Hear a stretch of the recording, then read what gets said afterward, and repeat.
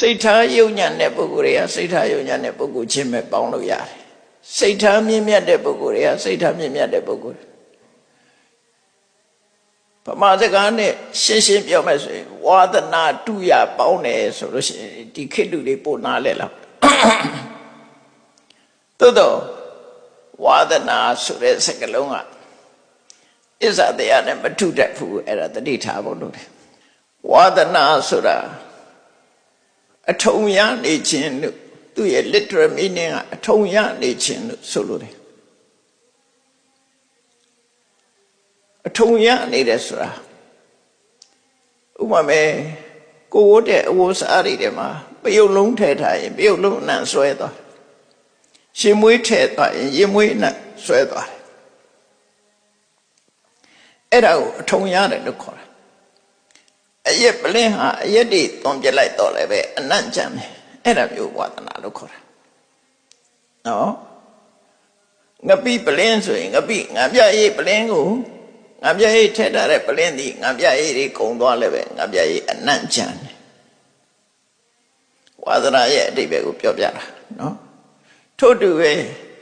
လောဘကြီးတဲ့ပုဂ္ဂိုလ်ကနောက်ဆုံးမှယဟန္တာဖြစ်လို့လောဘကိုပယ်လိုက်တာတောင်မှပဲသူကလူချင်းနဲ့အစွမ်းကပြတယ်သူအဲ့ဒါဝါဒနာလို့ခေါ်တယ်ဆဲတတ်တဲ့ပုဂ္ဂိုလ်တယောက်ဟာတကယ်တော့ဒေါသနဲ့ဆဲတာမဟုတ်ပဲနဲ့ဝါဒနာပါလို့ဝါဒနာဖြစ်နေလို့နှုတ်ကြိုးနေလို့ဆဲတဲ့ပုဂ္ဂိုလ်ရှိတယ်ယဟန္တာဖြစ်သွားတာတောင်ပြင်လို့မရဘူးအဲ့ဒါဝါဒနာလို့ခေါ်တယ်ဘုရားစာပေထဲမှာရှင်ပိလိဏဝိဆာဆိုတာရှိတယ်သူကပြမနာလူမျိုးဖြစ်ပြီးတော့ကြံတဲ့လူမျိုးတွေကိုအောက်တန်းနောက်တန်းစမ်းလို့စိတ်ကထင်တယ်ဒါပဲဘသူပဲတွေ့သူကအပေါ်စီးနဲ့ပြောတယ်ဟဲ့ငယုံမှာဟဲ့တူယုံမှာဘသူပဲဖြစ်သူကဒီစကားလုံးကိုသုံးတယ်ပါဠိလိုတော့ဝတ္တလဆိုတာစန္ဒိနေအောက်တန်းသားလို့ခေါ်လိုက်တာဘယ်သူတွေ့သူကအောက်တန်းသားပဲနှုတ်ကြိုးနေရှာတာ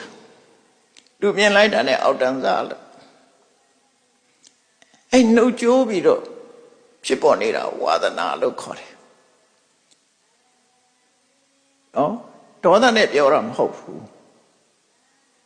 ဒေါသနဲ့ပြောတာမဟုတ်ပြီမဲ့ဒေါသမရှိတော့လည်းပဲဒေါသရဲ့အရေးရောင်တွေကကြမ်းနေတယ်အရက်တွေတွန်းလိုက်တော့လဲအရက်နံ့ကြမ်းနေရတယ်